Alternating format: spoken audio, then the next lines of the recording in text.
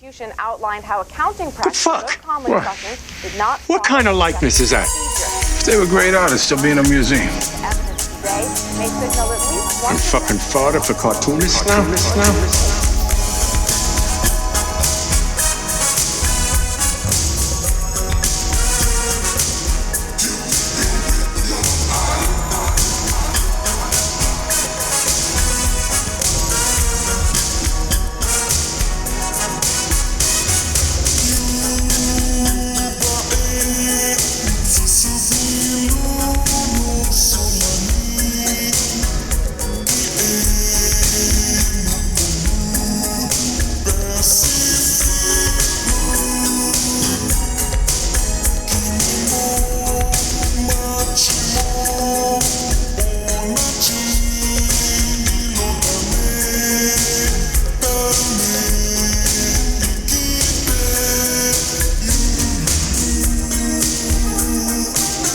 Welcome to another episode of Gutter Boys. Gutter Boys is a small press comics podcast about the ins, the outs, the highs, and the very deep, endless lows of making comics. I'm your host, JB, not with my co-host, Cam. He is currently preoccupied on his wonderful Apple laptop because apparently it takes an hour and a half to do an update on Apple. So that's nice. Wouldn't know, because I'm a Windows guy, I guess. On this episode, we're joined with New York-based cartoonist Brian Blomerth. You may know him from his previous work, Bicylcle Day and Mycellium Wassonii, both published by Anthology. He also does some merch. If you're listening to this, though, you probably know who he is. So this one's really good. Brian's a great guy, very, very funny. So you guys should definitely enjoy this one. I feel like this is kind of going back to the roots of Gutter Boys in terms of being very dumb, in a good way. It's a little less serious, which is a nice change of pace, honestly.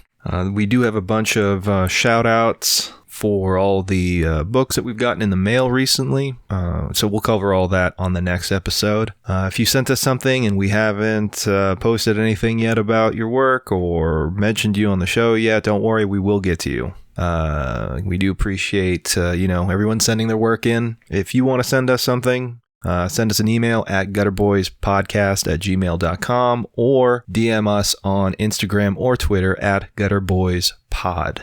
But yeah, that's pretty much it, since I'm basically just talking to myself, and this is terrible. This is very awful. So yeah, instead of dragging this out anymore, we're going to go ahead and take a quick break, and when we return, we will be joined with Brian, so stay tuned. We'll be right back.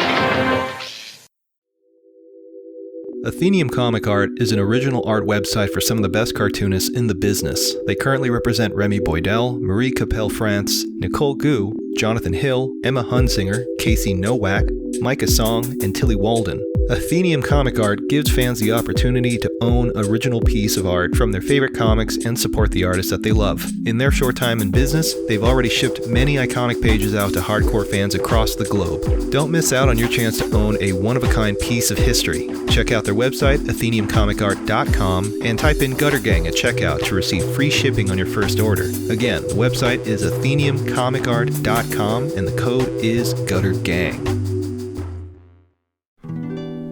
Hey Gutter Gang, Cam here to tell you about Soggy Landing again, longtime supporter of the podcast. They recently sent us printed copies of the first 3 chapters to review and are currently posting Chapter 4 online with updates on Instagram. And while I personally haven't seen any of Chapter 4 since I don't read webcomics, I can tell you the first 3 chapters are really fun to read and full of weed-smoking wizards and hijinks. They've also been contributors to Rust Belt Review issues 3 and 4 with some soggy side stories, so make sure to check those out too. You can read Soggy Landing over on Study Group Comics and over on Instagram at Ian Densford or at welcome_2_soggy_landing. Soggy Landing, hell yeah, dude. What do a pair of deadly assassins, a beefy pile of roided-up high school football players, a zombie outbreak, huge dragons, and a himbo barbarian have in common? You can find them all in the upcoming pages of the Santos Sisters. That's right. Ambar and Alana are back for more gripping adventures. Once again, offset press printed in full color on your favorite decadent newsprint. Prestigious publication. The Comics Journal loved the first issue, calling it a highly entertaining comic. And Katie and Sally from the Thick Lines podcast called it a masterpiece and more than they deserve. And who are we to disagree? The Santos Sisters is available now. Don't miss out. Ask your favorite comic book retailer to add it to your pull list today or find it online at santossisters.com. The Last Aviatrix is a post-nuclear adventure comic by independent, Los Angeles-based cartoonist Buster Cagle. The story follows Summer, our last aviatrix, who pilots the sole-surviving airplane, a nuclear-powered B-29, as she travels the ruined world finding ways to survive and help humanity, while dealing with the imminent threat of the Atom-born, a rare breed of atomic wizards that want to see her out of the sky. Her mission becomes complicated when she accidentally picks up Henry, an Atom-born child who wields incredible power, and Clementine, a berserker on a quest for vengeance. Can our aviatrix survive this ruined and irradiated wasteland? Every issue can be read for free on bustercagle.com/comics. Paper copies can be ordered as well, but you can still read it for free. If you like wizards or warplanes, go check it out. 73 minutes before you die, your eyes turn a vibrant violet. There is no action to reverse this ocular ticking clock toward death. Less than an hour and a half to live. What would you do? Welcome to the world of Purple Eyes. 32 creators bring you 18 stories of humor, heartache, and humility, with tales from some of the top creators in indie comics, such as Valeria Araya, Llewellyn Polanco, Mario Candelaria, and Philip Myra. Now on Kickstarter until June 15th. Physical and digital copies of the book are available, as well as custom commissions and the opportunity to be drawn into several stories. Get your copy of the summer's most talked about anthology at Purple Eyes on Kickstarter or at purpleeyescomic.com.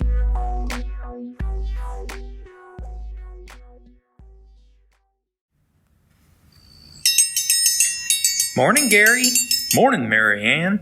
Need a menu? Nah, I'll just have the usual. You sure do love your eggs and coffee, Gary. Best way to start your morning, Marianne. Well, that and an issue of Town and County. What's that? Town and County is a new comic series written and drawn by cartoonist Alex Nall. He's that guy that wrote them books about teaching and that Mr. Rogers feller. Oh, he was such a nice man. The first issue is 36 pages of black and white comic stories with beautiful color covers and features 6 stories about folks in our little township here in Illinois, like Susie Barber, the house cleaner that uncovers her client's dirty laundry, if you know what I mean, and Stanley Pepper, that big feller that just lost his job and took to drinking every night at Bugs's Tavern. Well, ain't that something? Town and County is published by Ivy Terrace Press, headquartered in Chicago. Chicago? Who would want to live there? So dirty.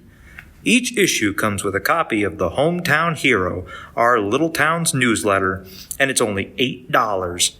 $8? Where can I get it, Gary? You can order a copy of Town and County on the internet at storeenvy/AlexNallComics. Oh, there's your breakfast, Gary. Thanks, Marianne. Nothing like a cup of coffee and a good comic book. Rust Belt Review is a quarterly comics lit magazine featuring serialized and short-form comics from some of the most exciting cartoonists in the small press scene today. Volume 1 features work from Gutter alums M.S. Harkness, Audra Stang, and Caleb Orecchio, along with work by Andrew Greenstone, Sean Knickerbocker, and Juan Jose Fernandez. You can order your copy of Rust Belt Review today by going to rustbeltreview.org. Enter in promo code GUTTER to receive $2 off your order. Again, that website is rustbeltreview.org, promo code GUTTER. Now, back to our program.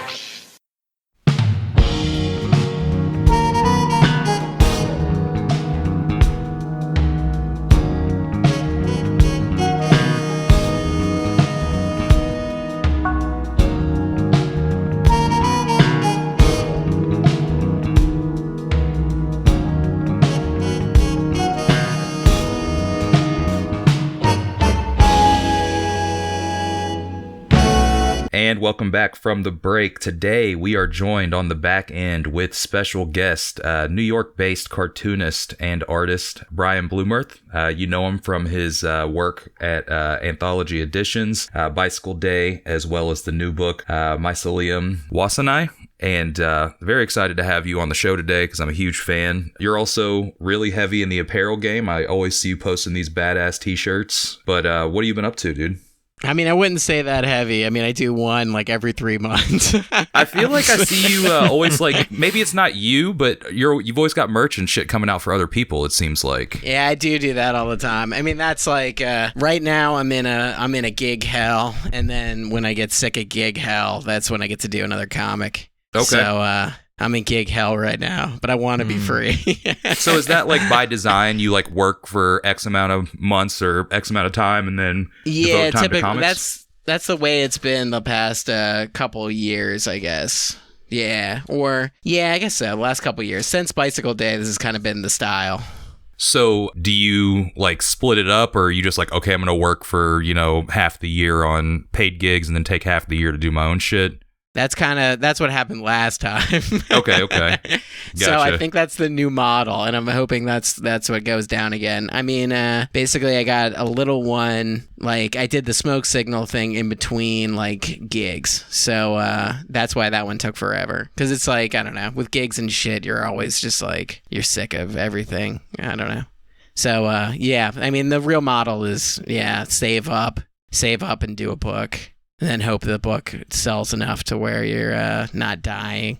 Well, and I know like a lot of people are familiar with like the bigger works. And I was, I've never actually seen one in person, but I know you've done like, smaller comics, 24, 36 pages and so forth before these. I do want to talk about that, kind of before you ramped up with, longer works. When did you start making comics?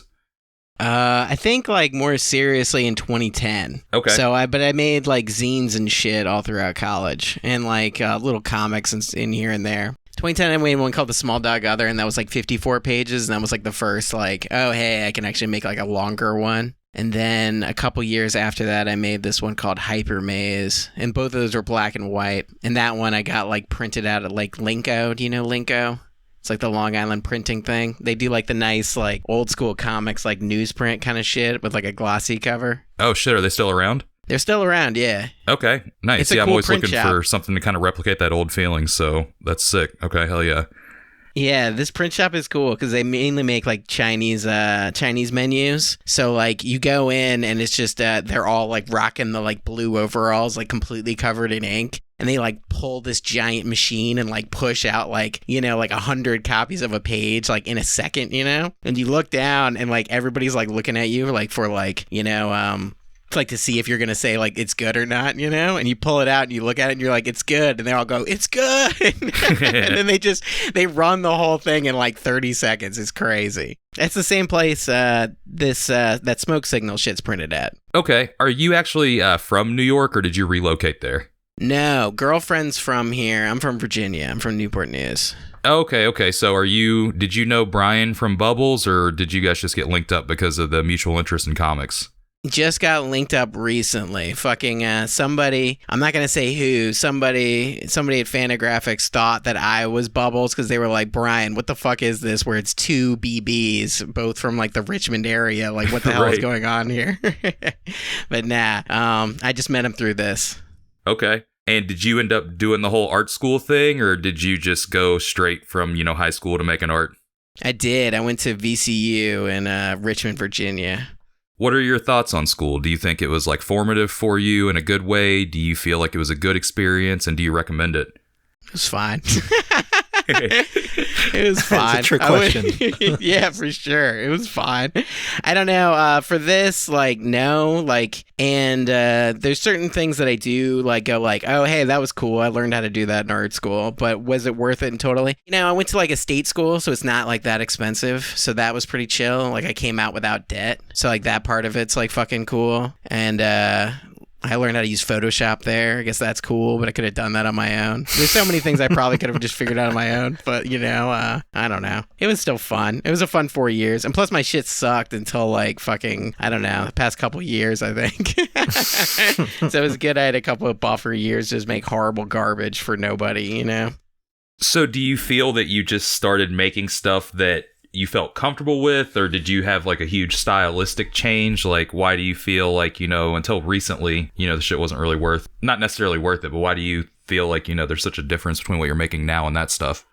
Well, you can look at it and you can see that it's kind of like the Simpsons shit, like the first season. You can see like on the, even when I first started working for Vice, that's when things changed up, because then I had to do 3 pages every week. And then I got hired from a weed magazine to also do a comic. And that was also 3 pages every other week. So it was 6 pages a week. And then I was doing gigs too, because fucking like those things didn't pay enough to live off of, really. So fucking like that's kind of how I got a bit better at drawing, But I'm not like great at drawing now, but like that's how I got better at it. Just having to do 6 pages a week and just the practice and the repetition, I suppose. Yeah, for sure. And like the plots of those like suck. The like so much of those are like terrible, mainly because it all had to be done in a week, and I'd do it all in a weekend usually. Just stay up like all like night for like a weekend and then fucking do it. Now, was that you procrastinating, or was that them actually just giving you a terrible deadline? Nah, I mean, just fucking like if I needed to do like a gig or some shit, like that would be like that would take up a day, Yeah, so just trying to. Now, when you say a gig, are you like playing music? No. I'm talking like illustration gigs or. I gotcha. Okay. Like another drawing gig. So we get a lot of questions from our listeners about like, how to make money and sustainability in art. And I feel like you kind of have like the best of both worlds going on, because like you've got these amazing comics coming out. And then you've also got very high profile gigs, working for, clients that, even people's parents have heard of. So was that just you, meeting the right people and people seeing your work and it resonating with them? Or was, how much of that like was networking versus, did you luck into that stuff? People just ask us, how to get on that path. Do you have any like advice or, a little bit of your story to share regarding that? Yeah, I have zero advice, because it is kind of like a lucked into it / like, it's just people will email me and that's how it happened. So right, I guess just doing the work and having it be like, okay, and maybe somebody else being like, oh yeah, he did it, which isn't that crazy. Hey, he did the work. And they're like, okay, cool, this guy can do the work. Yeah, my friend Pete, he actually, when he moved to New York, he went to the New York Times with like a portfolio, right? And I was blown away by that, because when I first moved here, I worked as a dog walker and did all these other like fucked up like part-time jobs, like window displays and other weird shit like that. And he just fucking walked in the New York Times with a portfolio and showed it to them. And they like looked at it and they were like, oh, this is okay. And then called him like an hour later and was like, can you draw a frog for us? And he drew the frog and turned it in. And that's how he got his start in the shit. Wow. Okay. So he did like the whole like 1950s, like, here's my portfolio, I'm going to walk in. Exactly. It's crazy. Yeah. I have this fucking like shitty ass book from like the 80s about how to draw comics, and fucking like that's like in the back pages, it tells you to do that. And I always thought that was a fucking lie. I'd never heard of a single person ever doing that. And he did it. It's crazy. Apparently, like in the mainstream comics world, I don't know about anymore, because everything's like digital now, but that was a thing where like Marvel and DC would set up booths and do portfolio reviews. Damn. I mean, I've never seen that in my life. Yeah, no, I've never seen it, but I know that was a thing that people did. And can you just imagine, like, those guys are just getting paid, like, X amount of dollars just to just rip apart everybody's hopes and dreams all day? Damn. Tell them how they suck at anatomy.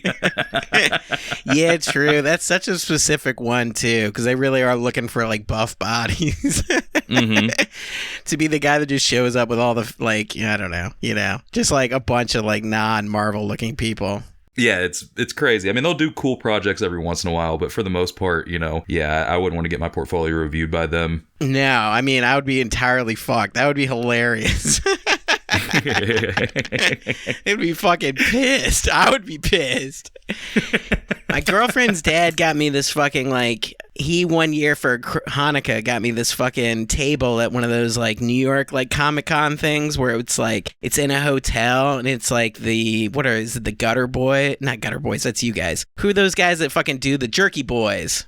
The fucking Jerky Boys. They were the guests of honor at this fucking thing. And it was all shit like that. It was like weird, like Marvel, like, yeah, it was just so strange to me. And like my shit was just like, they just looked at it like, what the fuck is this? Like all day. It was crazy. It was very funny. Did you end up doing well at that show? Like finding the weirdos? Absolutely not. Did fucking terrible.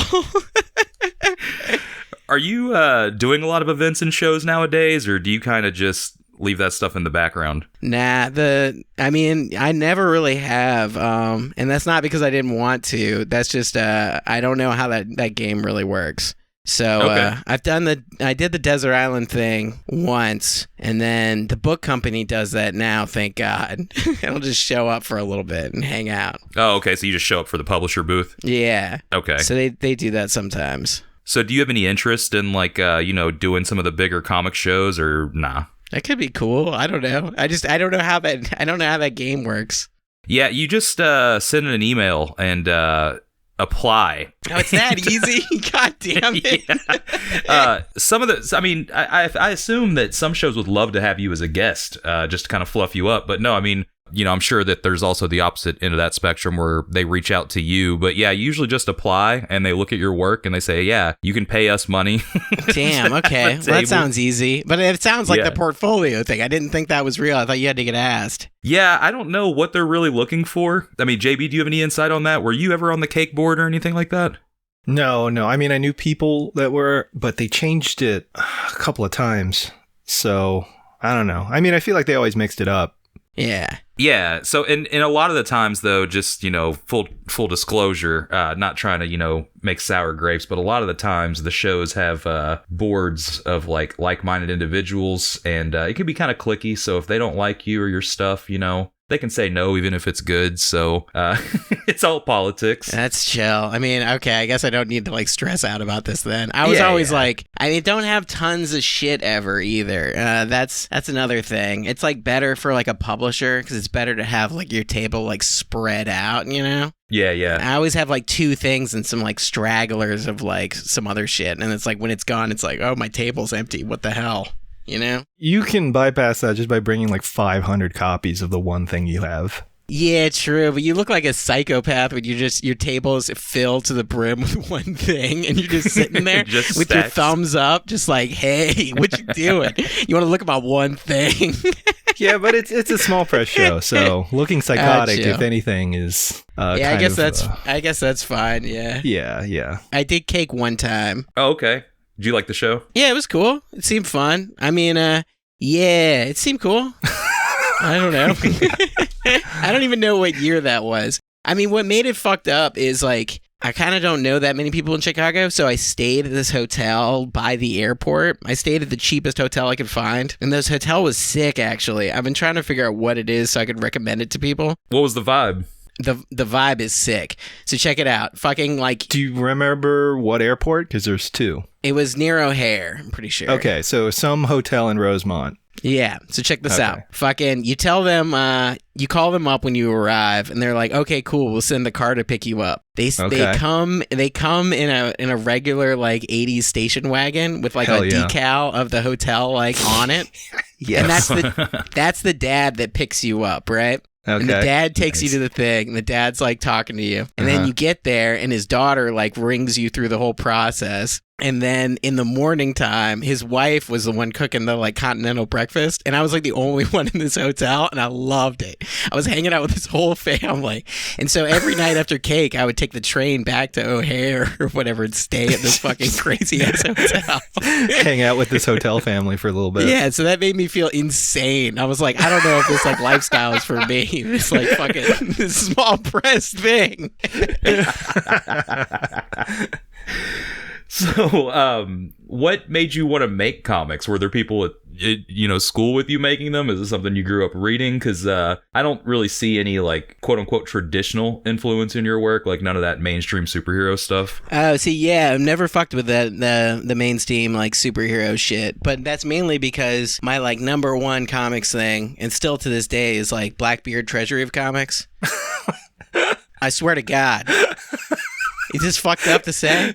The Blackbeard Treasury of Comics? Is that out of left field? A little bit. I don't think anybody's ever mentioned it. Are you kidding? That's crazy. It's the number one shit. I got it every fucking week from the library. I would recheck it out. And I have like 2 copies here at this house. I love it to death. You guys seen this book? No, I haven't. You got to check it out from the library, bro. It's the fucking shit. It's like a compendium of like all these 20s, 30s newspaper comics. Okay. Yeah. No, I'm into that kind of shit. So I do want to talk about, your process and kind of, how you work nowadays. But before we do that, JB, do you want to kind of wrap up with anything here, like school wise or anything we talked about? Yeah. Shows? Top 5 drugs, recreational. See, there you go. Fucking, God damn it. Yeah. From like most important to least important, top 5. See, I think all drugs are kind of on the least important category. Which would probably be surprising to hear from me. Fucking, I'm not like really that big of like a drug guy. I mean, I do find like shit about them really interesting, but like I'm not like an all the time like psychedelics like freak, Were you ever at one point in time in your life? No. Okay. I have before, obviously, like taken them, but like I wouldn't say it's like the end all be all of my life. That's like something people tend to think that's not really accurate. But whatever. The list doesn't have to be recreational drugs that you love personally doing. Oh, you're just talking about just in general? Yeah. Probably Cialis. Okay. Nah, just joking. Fucking, what else? I mean, typically, I guess caffeine is like pretty high on my list. Alcohol is mellow. Nicotine, obviously. Yeah. And I guess I would put my core psychedelics at the end of there. But those are just like very rare. That's like once a year, maybe, Right. So, I don't know. What's your list, JB? Hit me. You're like in the back, like sniping. You're sniping at me with these questions. Hit me, JB. We got a hostile gutter boy here. Come on, JB. Let's go. Snipe me the fuck out. Oh, man. All right. I'm poking my head out of the manhole. I'm a special units, baby. Damn, let's do it. I'm ready to die. Top 5 for me personally. Okay. Yeah, nicotine's up there for sure. That's been a long life. What's your mode of intake for Nick these days? Well, lately it's just been vaping, but back in like high school through college, it was smoking cigarettes. Yeah, I was deep into smoking cigs in college. Hell yeah. It was like first buying packs and then doing hand rolls and then only doing hand rolls. What kind of pack? What were we talking pack style? It was whatever I could get, honestly. But there was a point where we managed to get American Spirits where we lived because, we don't live in a major city where I was from. But when those came around, I started using that, yeah. Hell yeah. I was all about Maverick Menthol 100s. Hell yeah. The fucking John McCain's, baby. Yeah. Let's go. Just any gas station in America, you just pick those up. Yeah. Dude, yeah, that was my shit. I loved those.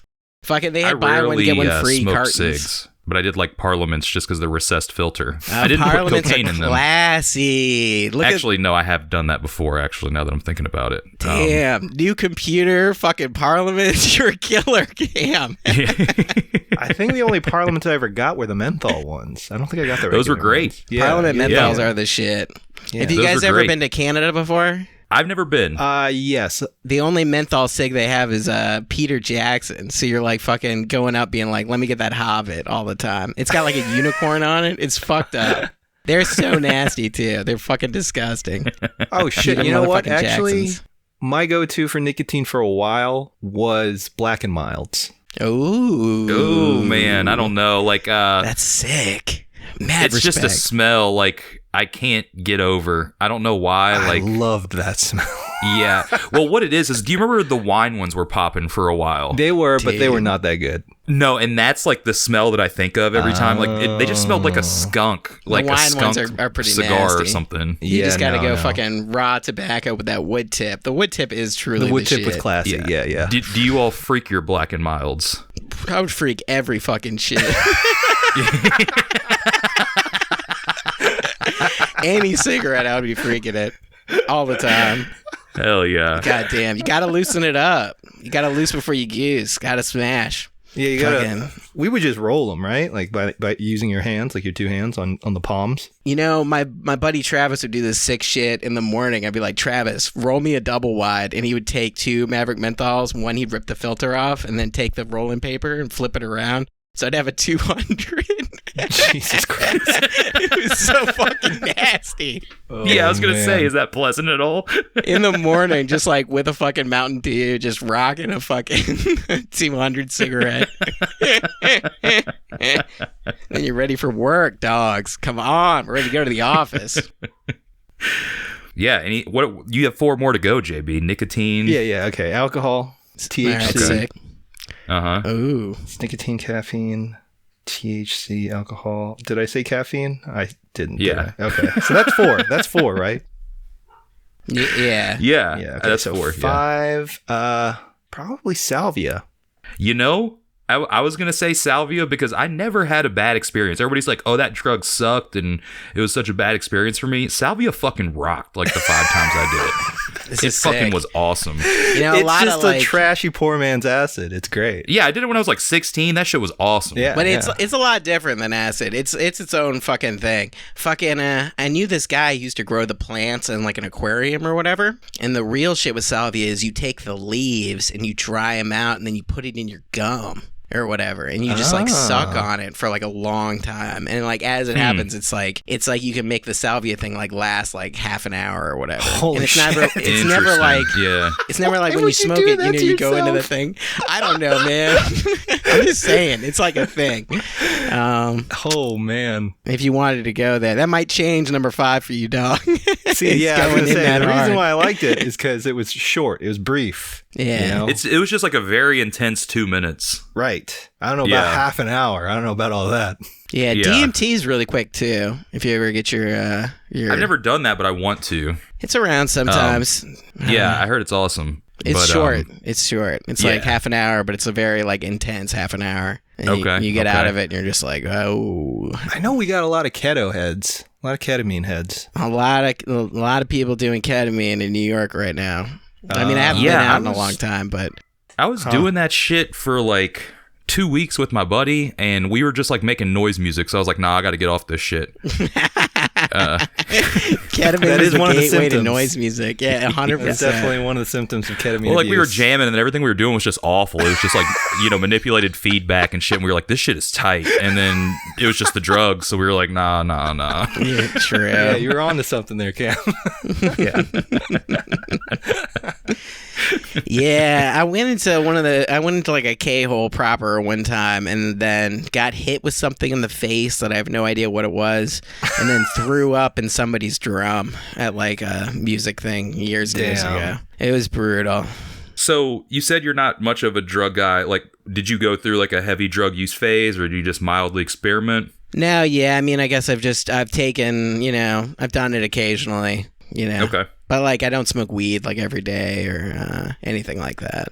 So your last 2 main works, you know, the first one, Bicycle Day, was about, you know, Hoffman's first trip, you know, on LSD, acid. And then the second one was about, you know, mushrooms. So what is it about, you know, drugs that make you want to tell these stories? And in all honesty, like, you know, if you're a listener that hasn't seen Brian's work, this isn't just like a Wikipedia comic. Like, you make it your own fucking thing. Your pages are insane. Your artwork takes it to a whole other level to where you almost forget the story that you're reading because you just become absorbed into what you're looking at. But I guess my original question was, you know, why stick in this realm and why tell these stories? Why? What's so interesting about it? Yeah, why is a good question. I mean, to be honest, this book company approached me for the first one, and they wanted to redo like the Vice strips and in a book format.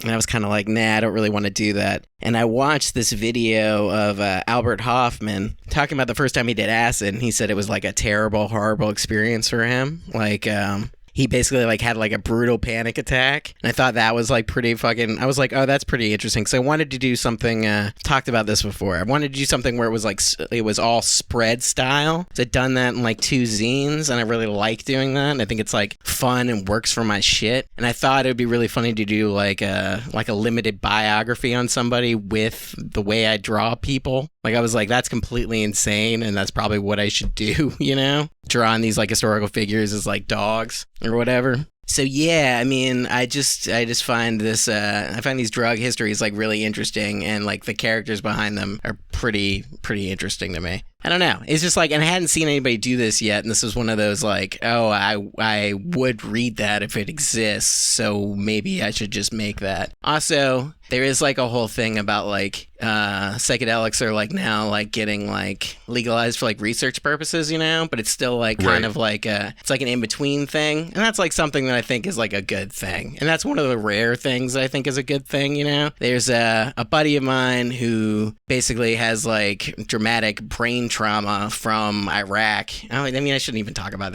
this, but it's like, you know, it's like that guy has benefited from stuff that they've found out recently through connections to these studies, you know? So it's like, I think it is a good thing. Could be not a good thing, but I'm betting on good thing. And, you know, I just thought it would be nice to like throw my 2 cents into this fucking, into the pile, you know? It just kind of hit everything that I wanted to do. So I just fucking said, fuck it.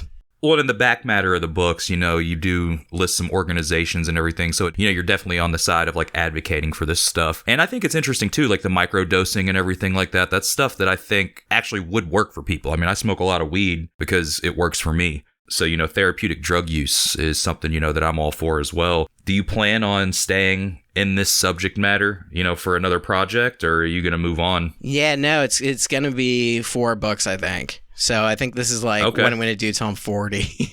That's like the goal, is this takes me into my 40s. And then, but I kind of do want to do like other, like the Smoke Signal thing, like other, like more like regular comics in between, you know? So I need to start at my one for in between. I have like a plot for that. I only have a couple months to do that. So I got to get on it, but I haven't, as things happen. Well, I was going to say, you could always do the Doc Ellis story. Oh, yeah. People always hit me with these. Yeah. I don't think that's like long enough for a book, though. It's just like one baseball game. It would be sick, but it would also be like the same thing happening over and over again. You just get Brian from Bubbles to put that out. That dude loves baseball. He does love baseball. Yeah. He really does. I didn't know about this baseball thing. Yeah, he pitched a perfect game while tripping balls. Yeah, I knew about that. I wasn't talking about that. I was talking about Brian with the baseball. Oh, okay. I didn't know he liked baseball. I know about Doc Ellis. Oh, yeah. No. Yeah, he loves baseball. There was like a recent issue of Bubbles that was all baseball. Yeah, I got that one. Yeah. I subscribed to the Bubbles fucking empire. Yeah, same here. I got him coming in the mail. Sorry, JB, I cut you off. What were you going to say? I don't even remember anymore. It doesn't matter. Damn, JB was about to snipe my ass. I was about to headshot him. No scope 360 his ass. Damn. Yeah, let's go into process and shit. Let's do that. All right, let's hit it. JB, hit me with a process question. Do you hold your pencil like a psychopath? Don't use a pencil. No. Really? You're straight to ink? Straight to ink, always. Wow. No shit. So, are you doing multiple drafts, or what's up with that? No, just multiple one drafts. take? That's it? I use whiteout. I use Presto Jumbo correction pen. Like a fucking asshole. So, do you do any kind of thumbnailing or pre-planning at all? No. It's just fucking Joker-fied, just fully. What about amazing. like, page layouts? Nothing? Like panel layouts? Nothing? Hell yeah, that's absolutely not. That is such a fucking king-ass move. I have a notes. I got text edited on my computer, and I'll write out like what happens in a chapter. Here's the problem. So I do all this fucking research, and I write down everything that's cool to me in the books. You know, anything that I'm like, oh yeah, this is sick. I write it down in this like text document, and then try to come up with like an outline from that. Because I do like outline them, but I don't like come up with what the visuals are going to look like. Usually I think about the next page when I'm doing the page that I'm doing, you know? Does that make sense? Yeah, for sure. So like when you set out to do a book, because these books, your last two, they're very, big, like what, 200 plus pages. Mm-hmm. So if, you've got a project that big, how much of that are you working out in advance, or are you not really working out that much in advance? Not really working out that much in advance. Damn, that's crazy. Except for, yeah, and this fucked up. Except for fucking like twisted. Yeah, I'll come up with like, for Bicylcle Day, we had that print technique that I really wanted to use because neon came out around the same time as LSD, and it's also made in a lab, Yeah. So that's why we did neon Pantones for Bicylcle Day. It's like a chemical process that makes neon inks, blah, blah, blah. And then Mycellium, I wanted to use I wanted to do the same kind of thing, but with watercolors. But then I invented a fake language for the mushrooms.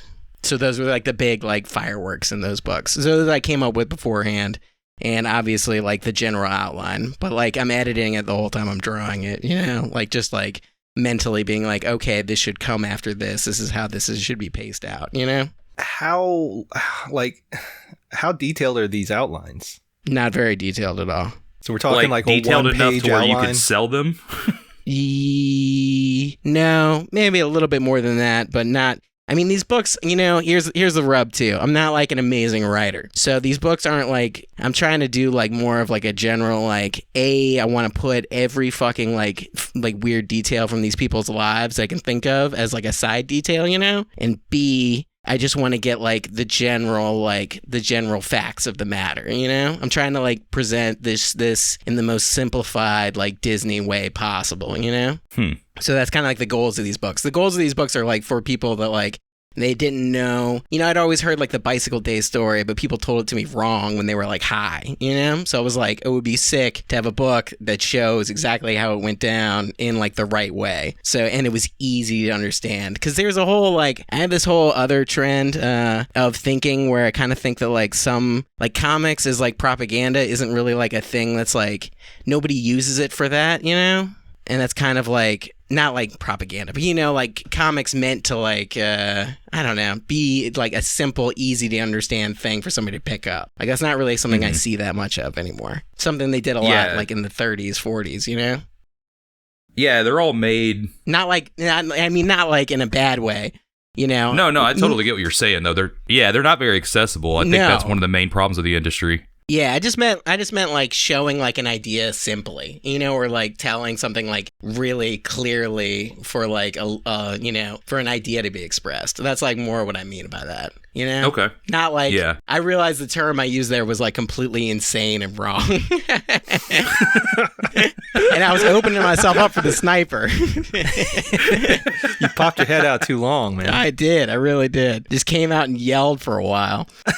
So I feel like your work is very like distinct and very you. Like anybody looks at your page and if they know who you are, they're gonna be like, oh yeah, that's Brian's work. So you get a lot of commercial gigs for bands and other companies and so forth. You still seem to do your own thing with those projects. Do you get a lot of creative freedom because people see it and they're like, just do your thing? Or are you actually operating under like really strict guidelines? No, most of the time people like, I've kind of built it this way to make it like easier for myself. So it's not like hell on earth. So most of the time people are like, yeah, we want you to do your thing. The only annoying thing now is people don't understand certain parts of the process. Like I'll send somebody a sketch and then they'll send me like a completed drawing and be like, I thought it was going to look like this. And I'm like, this isn't the end, dog. This is the beginning. This is me just explaining something to you. But yeah, no, it's pretty much like, I mean, I can't draw. I have done a couple things like anonymously, because that's the way like the company wanted it or whatever. And even that like still looks like my stuff, but nobody's seen it or called me out on it or whatever. Like, it's just like, it just exists in the world, but completely separate from me. And as far as like your comic work, obviously you're drawing this stuff with traditional ink. Is your coloring digital? I noticed there's like watercolor. I don't know if that's traditional or digital brushes. I do real watercolors sometimes, but like most of the shit is like Photoshop. I got like the big scanner, the Epson 2000 XL or whatever. Yeah. Yeah, I got that guy. And what size are you normally drawing at? Like with these books, I guess specifically. Like if you're making a comic, do you have a preferred paper size that you... Books are all 14 by 17. The Smoke Signal was all 18 by 24, like cut down to 15 by 22, I think. And yeah, I like drawing bigger, but like it just takes too damn long. So I wish I could do everything at 18 by 24 because that's like the most fun size for me personally. I like it. So yeah, Bristol board, you know. Are you actually, you know, doing watercolor like on a separate like piece of paper and scanning that shit in, or are you actually watercoloring your originals? No, I'll scan it in. I'll do it that way because fucking. Okay, yeah. I use a Rapidograph, the Rot Ring Isograph guy. That's what I'm using now. And fucking like the ink with watercolor, it just kind of bleeds too much. I don't like that. Yeah, for sure. I know you can do that like cellophane shit or whatever. You know, I don't know. I don't do that though. The light box is annoying. I have like a children's light box down here that like sucks. So fucking I barely use it. It's like a light tracer. Like it's just garbage. So, I guess you could try waterproof ink. Yeah, for sure. I mean, this the fucking Black India ink that I use is waterproof for paper and film, but it still like bleeds with watercolor on Bristol. Really? And Bristol's just my fucking favorite, dog. I can't do anything else without it. Huh, okay. Bristol is so sick. And I mean, if this shit bleeds with the watercolor, like, you know, it's like, where else am I going to go? I'm not going to draw this on watercolor paper. That's insane. It's like $5 a sheet. That shit sucks. So I don't know. I think it's easier if you do the shit where you like you pencil and then you watercolor and then you ink on top of that. Right, yeah. But you know, I suck at holding a pencil. How do you hold your pen? I hold my pen like with my let me hold it. Let's see. I haven't thought about this ever. I hold it with my index finger and my thumb. You guys got any calluses? Yeah, they're not as bad anymore, but yeah. Right, yeah. I always, like, mine will come back, like, if I'm drawing a book, like, I'll always get one that forms on my ring finger, and then it'll go away, and then it comes back. Yeah, I got a permanent, too, on my drawing hand pinky. One on one side of the pinky, and the other one on the other side. It's pretty absurd. My, like, pinky on my drawing hand looks like Skeletor compared to the other one. So you do hold your pen like a psychopath? I think so, but not like, okay. I try not to be like that hard with it. I think it's just like fucking like doing it for so long, you know? I mean, I don't have like the knurled. I've seen like the animator style where you're like shit is all knurled. I don't have that. Gotcha. I just have these two calluses, which I guess isn't that bad.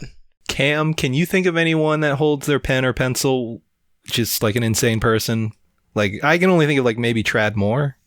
Yeah, he does. They're out there, but I don't know. Yeah, I can't think of the name off the top of my head. Yeah, I don't know but they're out Tradmore. there. What does Tradmore do? He's mainly a Marvel guy now, right? Yeah, but he's badass. Yeah, he's amazing. He doesn't look like a Marvel artist is the thing, which I think is why he's so good. He's not in that style or that house style. It's very out there. He looks like he does a lot of drugs. But I'm pretty sure he doesn't. I'm pretty sure that motherfucker is like straight edge as hell. Yeah. Yeah. I'm gonna have to check this guy out. That sounds cool. Yeah, he did a really cool Silver Surfer book that was pretty trippy.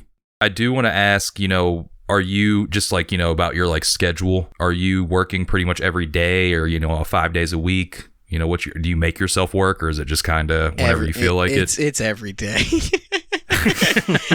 It's every day, bro. Come on now. Yeah.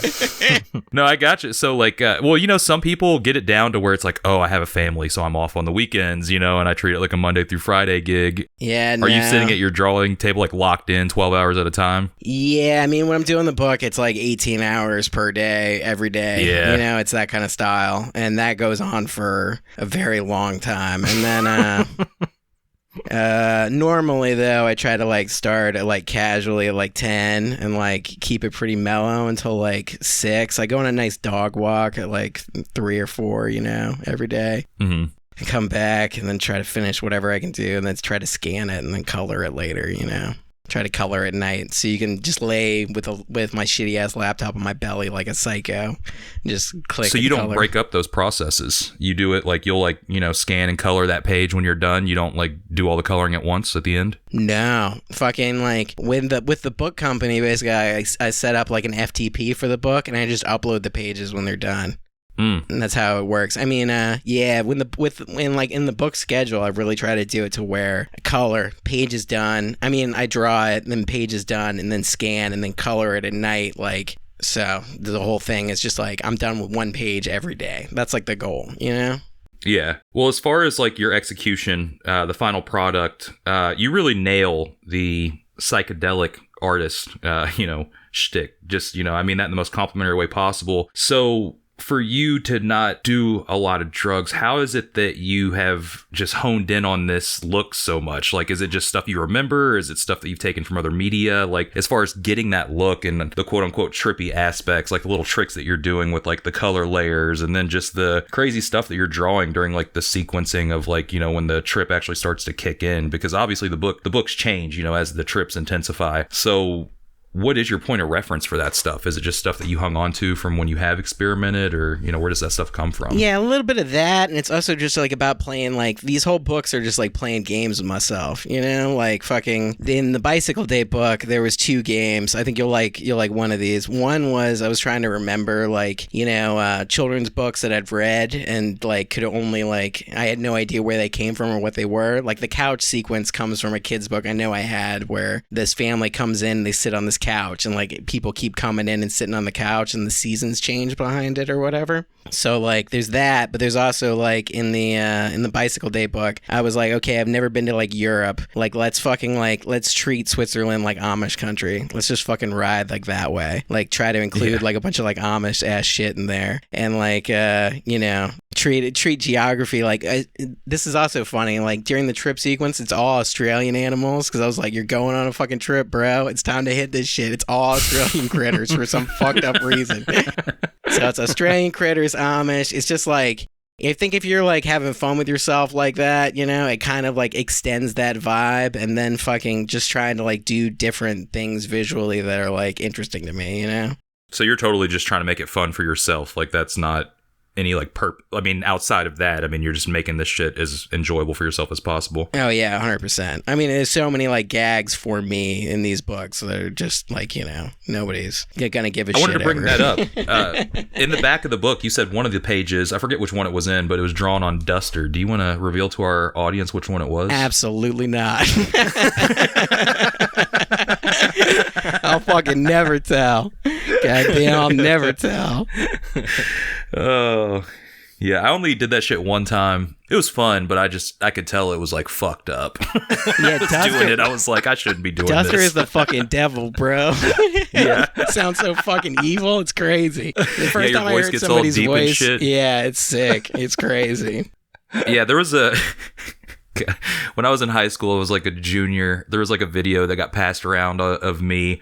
Stupidly, I was doing Duster, and then like I just look at the camera and I'm like, with my deep ass voice after Duster, I'm like, I'm the Terminator. I'm gonna butter your bread. Damn, butter the bread is nice. That's very good. So that made the rounds at my school. I was really hoping that like a teacher didn't see it. So. Damn. Yeah, I'm happy. My Duster time came before cell phones like that. God damn. Duster's crazy. You do the fucking, you put your shirt over it and you get all bandit style to like suck on the straw. You don't read the Office Depot logo. Damn. All right. So like I do like Whippets a lot, and I have like a soft spot for inhalants, but that's mainly because I think maybe you'll like this, JB. Fucking, I don't know why. I think you're living in Iowa, right? Yeah. So you might have some characters like this. In Newport News, we had this McDonald's that was staffed with like Pantera fans. Like they all had that like shaved head style where it's like they had the like hair plug in the back, the brain tugger. You know what I'm talking about? Yeah, I do. Either way, they would do this sick shit where they would go into the woods after their shift at McDonald's and huff gas, and one of them would rock a Jason mask and then like chase the other ones around when they were high on gas with a fucking axe in the woods. And like I did that shit one time, and then I had to like recommit my life to Jesus. That shit was so fucked up. Jesus Christ. I had to go to fucking. I was like, I gotta go back to church. This is fucking, inhalants are fucked up. Man, I want to read a comic about those guys. Yeah, Jesus those guys Christ. are cool, but they're also terrifying. I wonder about those guys all the time. Damn. Shout out those guys. McDonald's was psycho. They ran it though. They were murdering it there. Whole gang. Alrighty. Brian, is there anything actually that you want to circle back around on before we get into questions? Nah. All right, hell yeah. Alrighty. So now is our interactive portion of the show. You can always ask questions to us or our guests by following us on social media at GutterBoysPod on Instagram. We did get some listener questions for you, Brian, and actually, I'll just go first. Yeah, first listener question came from Instagram user fathers_puka_shells.exe. They asked, I want to hear that Steve Martin trying to drown himself story. Okay, yeah, I don't know where I talked about this, and this is funny because this is like referencing like another interview or whatever that like I don't know which one it is. But I told somebody this, and I don't know if this is real or not. I think it's real, so it probably is or probably isn't. Who cares? But either way, Steve Martin went on this college tour at like the height of his like fame. He was doing these like abstract like college shows or whatever, but he didn't have like any stand up to do. So he'd basically like just come up with like a weird game every time he like rolled into a college town. And this one, he'd started his stand up set and he's like, all right, everybody follow me. And then goes out to this pool and jumps in the pool and then like sits at the bottom of the pool for a long time. And every time he like gets out of breath, he comes back up to the top and then yells, I'm still alive, and then sinks back to the bottom of the pool. All right. So that's my Steve Martin story. I don't know why this person asked for this again or where it comes from, but like that's what I got. And I don't know, I like that because I'm like, yo, that's what it is. That's how I feel every day, all day, every day. I want to do that to a bunch of kids one day in my life.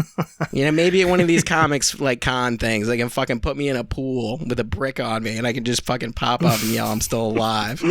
Doing David Blaine style David stunts Blunt at is the sick, Comic-Con. bro. David Blunt. That's a good magician name. That's like weed themed. You just make the blunt disappear in about 10 minutes and Yeah, I just mean, smoke that's it. David Blunt is fucking David Blaine, but he can't do anything. He's just like fucking Too like high. he's just poking himself with a pen, and it's like a red pen, and he's like, "Look at that blood," and you're like, "Bro, what are you talking about?" That's a Constantly pen, dog. forgetting what card he pulled. Yeah, he gets like Forgetting what card he suspended in a pulled glass rules. box and leaves for lunch. That sounds awesome. Sounds man. very chill. All right. Yeah, so David Blunt. David Blunt. All right, next question is from David Blunt. It's from Brian Baines, Instagram user. Oh, hell yeah. _fanzine. What's up, Bubbles?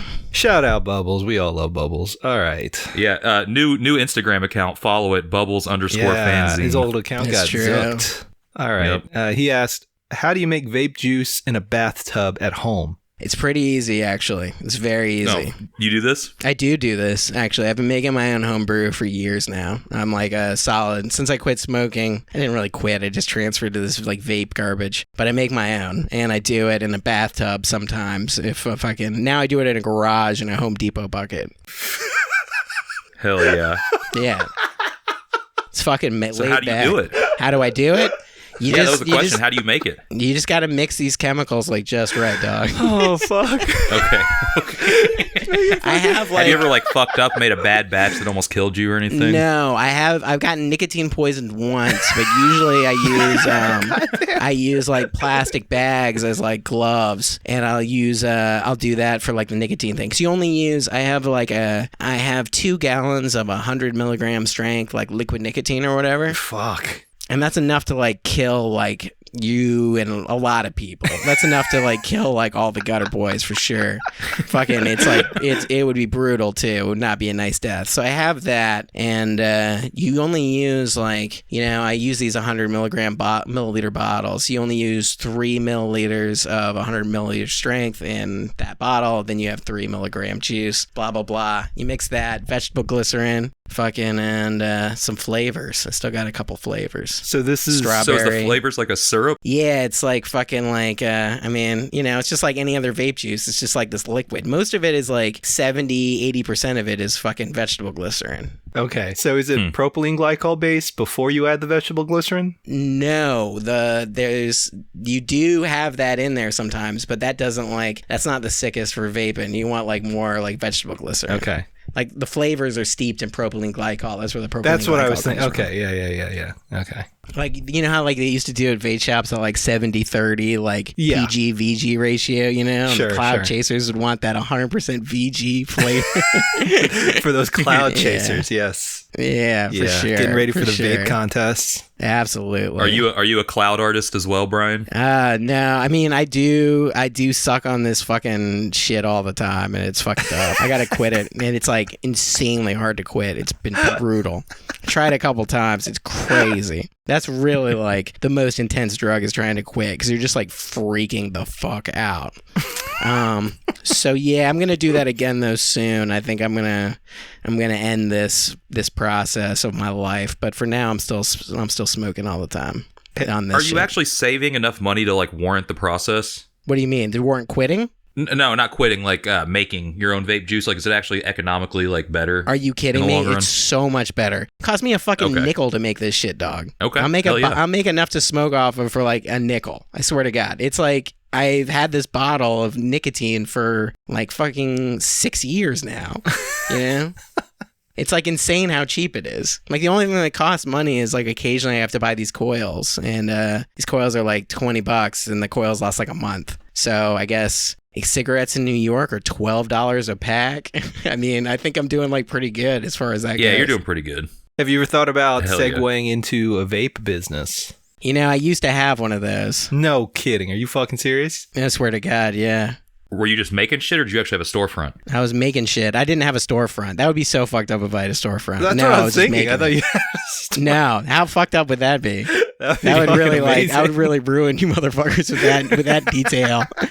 And I was like, yeah, it failed. So now I make psychedelic books for kids, like an idiot. My vape business went under. The government shut me down. So now I'm trying to destroy them. The failed vape shop to comic artist pipeline, yeah. Yeah, 100%. I don't think that's like a big pipeline. You know, here's another thing that'll kind of fuck you guys up is I used to work.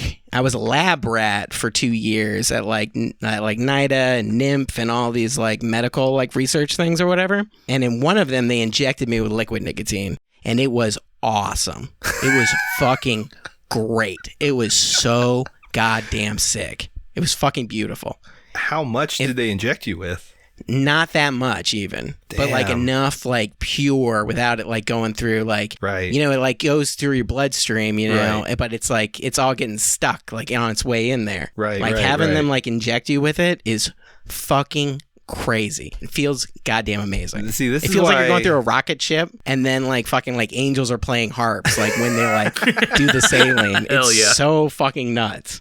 And I did that in an MRI machine. So it's like the machine's making all the sick sounds and you're just like getting lulled in. Your head's stuck to they like fill up this foam pillow to like stick your head in, you know? Yeah, that shit was sick. Huh. I wonder if there was a way that you could like take rips with your ass and then it just goes straight into your bloodstream that way. If it would be anything like that. See, I think it would be that's the same as your mouth. Like, you know, like I know there are more blood vessels there and you can get very, very fucked up by putting like alcohol in your ass or a lot of drugs in your ass. Yeah, that's what I hear. People do caffeine enemas. I've heard about that. Coffee enemas. I've heard of that, yeah. Yeah, that doesn't sound good to me. Never wanted to experiment that much. No, yeah, for sure. There's limits to everything. You want to put some stuff in your ass, Cam? Come on. Yeah. Come on, man. Limits. It's 2022. Alrighty. Next question on Instagram came from Instagram user XOXO_Grease. They said, kiss, marry, kill. Not fuck, marry, kill. Kiss, marry, kill. Joaquin Phoenix Joker, Heath Ledger Joker, or Jared Leto Joker? I'd kill all of them. Yeah. I don't give a fuck. I'm killing Jared Leto Joker for sure.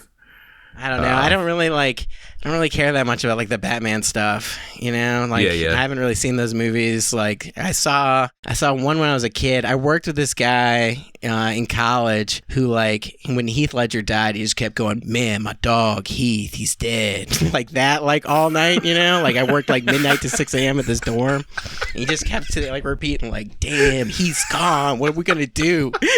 It's just like, you know, that dude has so the best tattoos. He has the best fucking tattoos, that guy. Yeah, I bet. Yeah, I think he did have a portrait tattoo of like some child. I don't Hell know yes. whose child it was. Hell yeah. That's what I'm talking about. Man, how'd this happen?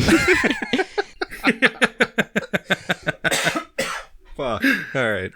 I lived with this old man too. Here, this is another aside about like people talking about death that like has nothing to do with them. I lived with this at this place in Baltimore, and this like older guy lived behind us. And like when Whitney Houston died, he was like, man, Brian, like Whitney, she's dead. And I was like, yeah, it's fucked up. And he's like, man, I knew something was wrong because I wanted to take a bath last night.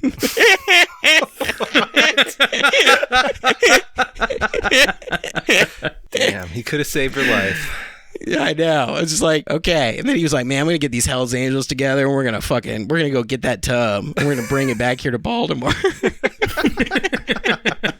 I'm a babe in it. Oh, man. It's pretty wild. So, yeah, I don't know. Both of those people, I don't think they had any connection to either of these celebrities, but there you go. They were the number one weepers at the funeral in my life. So there you go. That's my Joker story. I'm sticking with it. All right. Instagram user K. Neil Celibate asked, is clothes design a different creative process than comics making, or is it all design? Nah, it's pretty much the same, except it's here's the trick I've been doing with making shirts.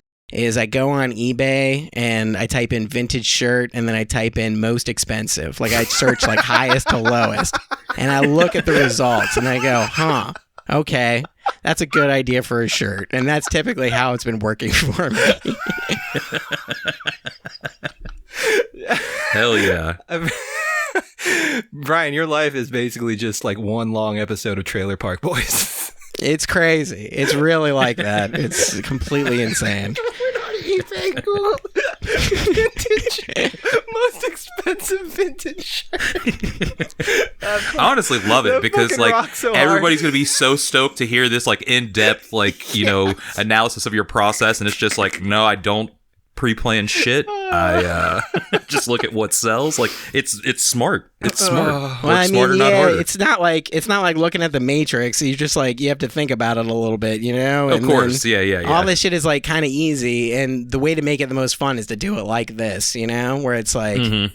You do, with the shirts I try to add in like all sorts of shit that I've wanted to draw for something else but haven't had a place for, you know, or like other ideas. But like really, like that's how I come up with like the genre of like the shirts, you know? It's just doing that. Respect. Yeah. Respect. Alrighty, next question, Instagram user and future guest. We'll work on getting this dude on the show soon, but G. Davis Cathcart wrote in and asked, oh God, I don't even know what this is about, but I hope it rocks. What was it like to call Judge Judy mama during your small claims prank? Were you on Judge Judy? I was, yeah. Is it on YouTube? I think so, yeah. Oh, fuck.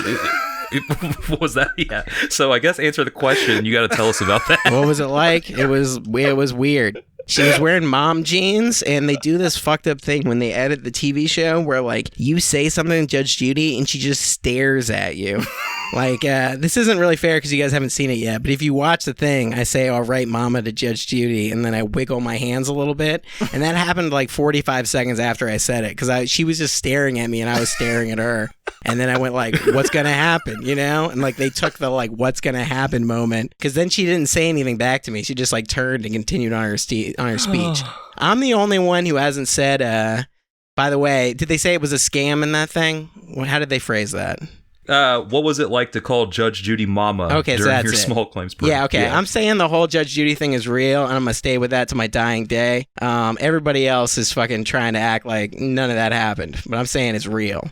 So the small claims prank, like, did you go on with the real issue, or did you just make this shit up? See, everybody else is saying we just made this shit up. But if everybody else is saying we just made this shit up, then they have a reason to sue us. If one person, me, Brian Blomerth on Gutter Boys, comes out and says it's all real, everything I said on that is true, we stay good. And I'm going to continue doing this. I don't give a fuck what these other people say. Yeah, you gotta DM us the link. I gotta see this shit. Yeah, I think if you type in like better, best, Judge Judy ending ever, the like actual court case is like pretty boring, but like in the closing remarks, we really got some shit to say. Wow, so you actually are the subject of a video titled "Best Judge Judy Ending Ever." That's yeah, but I got away with it because like my name wasn't on the TV program too. Hell yeah, yeah. So listeners, check that shit out and DM it to us if we haven't found it by air date. I think you'll find it. Me and my buddy are both wearing like motorcycle jackets. And I gave myself a haircut the night before in another hotel room sink. I gave myself a haircut, so it looked like real good. Hell yeah. I look super sick. Coming out as hard. That rocks. Okay. Friend of the show, Mark, Beef Jams Mark, aka Cram Backward. Mark asks, is it true that acid lasts longer if you keep it in the fridge, or have I been wasting my time? I have no idea. I have to be honest with you. No clue. My brother, someone I know, edit that out. Hell yeah. Keep that in. Keep that in. Someone I know, Your brother stays in the that picture. I trust, keeps his in the freezer and is a big acid guy. So I think, I don't know. There's probably something to that. I know it. See, nicotine, like liquid nicotine breaks down in sunlight, and I think acid is the same, where so many like chemicals will break down in sunlight. So, and also like extreme heats or cold sometimes will like fuck up a chemical, or may cause it to separate it or change it. Because, you know, a chemical is just like, it's some atoms just bouncing around, you know? And you want to keep it, if you want to keep a chemical just right, you want to keep it at its proper stored temperature, you know? So I think freezer is is maybe a little extra, but maybe not. I mean, I know, I think a cupboard is just fine, you know? Something like that. Hell yeah. Alrighty. Instagram user DrawBHell, what's up, Drew? Asked, acid or mushrooms?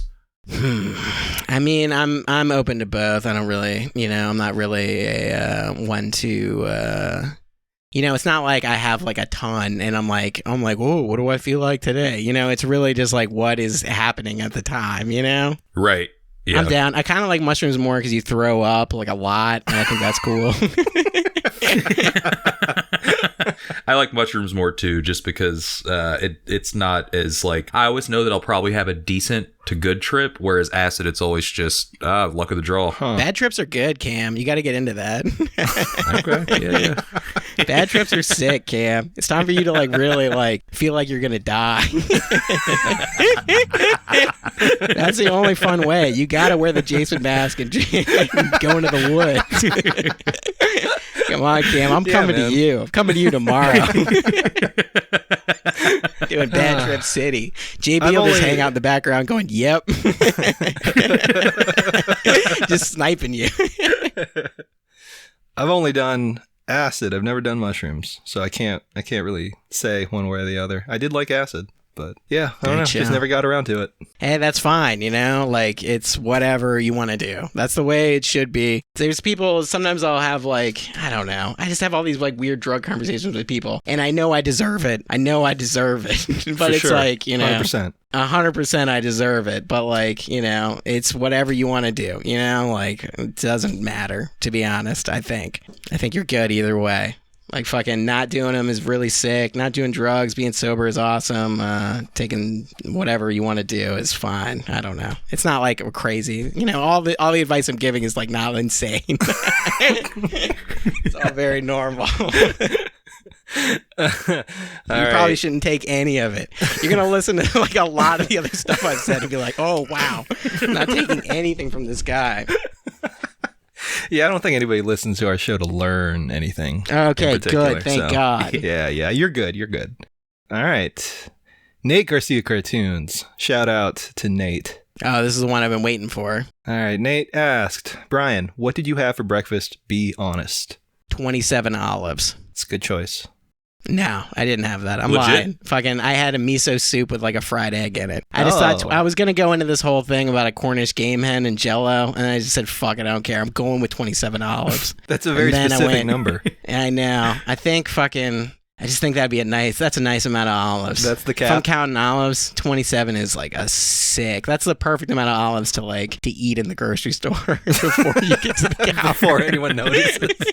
Yeah. No, that makes sense. Yeah. So I wished I had 27 olives this morning, but instead I had a leftover miso soup and an egg. That was good. Hey, can't go wrong with miso soup. Yeah, it's a sick breakfast. It's very weird. It seems like you're eating a little healthier than a double menthol stick and Mountain Dew. So true. Glad you moved on from that. Yeah. True. Yeah. True. Instagram user in front of the show, Drug Dogs, asked, what is your favorite breed of dog, if any? And I'm guessing they're referring to the fact that all your characters in your comics are dogs. They look like Yeah. Yeah, they're like weird, like they're like Carl Bark style dogs. They're not like none. I have never seen a dog that looks anything like these things. Like right. Yeah. So fucking, if we're talking real dogs, I gotta go Pomeranian. I've had one that lived with me until recently. He passed away, and now I got a new one. I got a small Pomeranian named Banana now. Nice. How much shit is in their eyes? You know what? He's got a lot of shit in his eyes every fucking day. Yes. Fucking, I have to peel it out. And I have a friend, Pete, who sent me this. Pete sent me this meme recently of Jesus at the door with a gun, and it said, "Open up. I know you got a little white dog in there with shit in his eyes." Yeah. And I was like, you know what? This is like the only relatable meme anyone's ever sent me. Like, God fucking damn it. Most of this shit is just like, what is this? Now somebody's finally like answering the good questions. So yeah, you gotta like get it out of there every day. And you gotta brush his little ass. There's a lot of shit with a little dog. But I like him. Little Pomeranians are really clever.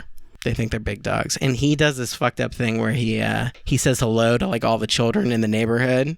And it makes me feel crazy because the kids all know him and like they yell his name and run up, and I'm just like hanging out with him while he's just like, he's partying with these children and they all love him. Like he's a celebrity. And I just am like, what is happening? How is this happening all the time? The parents sometimes will be like, "Oh, Brian, you're such a saint for dealing with this." And I'm just like, how did this happen? But it's nice though too. It's nice to have like a little ball of sunshine that you're just walking on a fucking leash attached to my belt while I'm vaping the shit I made in my bathtub. And that's my day to day. Typically, in between drawing like the same couple critters, just smiling, smug as hell. Sounds like a good life. Smiling critters. Yeah, it's pretty damned good. Pretty damned good for right now, for sure. All right, last question is from Instagram user Cephalopod401. They asked, favorite classic cartoons, favorite recent cartoons. Favorite class? What does class mean? Classic? Oh, classic. I guess 20 years older. Yeah. Oh, classic. Well, all right, so I like George McManus Bringing a Father a lot. Do you guys know that? I don't See, know. this is funny. Sometimes you guys are like talking about these Marvel people, and I'm like, I don't even know what the heck any of this is, And now, I'm like the kind of comics I really like are like 20s, 30s newspaper comics, like kind of shit. Mm-hmm. And like half the time when I'm talking to people about that, it's just like, I never talk to anybody about this. I've talked to Bubbles about it once. That's it. It never comes up in conversation. So yeah, George McManus is sick. Carl Barks obviously is the shit. Who else do I really like? Oh, Tagawa Suho for sure. I got a full set of his books. I love his work. Do you guys know that guy? He was they did him in Kramer's or whatever. I love his work. Sugura, I don't know how to pronounce him. He's great. Japanese manga cartoonist, very fun. All straight to ink too, actually, as well. Very fun guy. Super fun. I got a full set of his books recently off of Japanese eBay. What do you call it? Yahoo Auctions. I've been waiting for this full set to come up for a while, and I got it. Hell yeah. So do you, before we get like just kind of putting a bow on everything, do you try to stay in a loop with what's coming out comics wise, or do you just, how do you consume comics nowadays? See, no, I wish I did. I don't know how, like the past like 2 years, unless I've like seen it on Instagram where someone's like messaged me and I've been like, oh, hey, this is like another cartoonist. I haven't seen that much stuff. And I feel like, I know that's wrong. I know it's got to be going crazy out there right now. I mean, a couple people I like are like people I knew from like the Vice days, and I still like see their stuff around. Like Anna I don't know how to say her name. Her stuff is amazing. Anna Haifish. Lael is obviously amazing to me. Simon Hanselman's work's great. Noel Freebert's work's great. Shout out to other cartoonists. Pete Gamlin, my buddy. I don't know. Just like I guess the Desert Island crowd, I like see their work and I'm down. But for sure. Yeah, I don't know. So go ahead, sorry. No, I just haven't been like, last 2 years I haven't been to anything, so I haven't seen or met anybody like new that I've been like, oh, hell yeah, Yeah, for sure. Yeah. So before we get out of here, I guess we didn't talk about this during the main segment. Is there anything that you could talk about, like just briefly, like what to expect from you coming soon? No.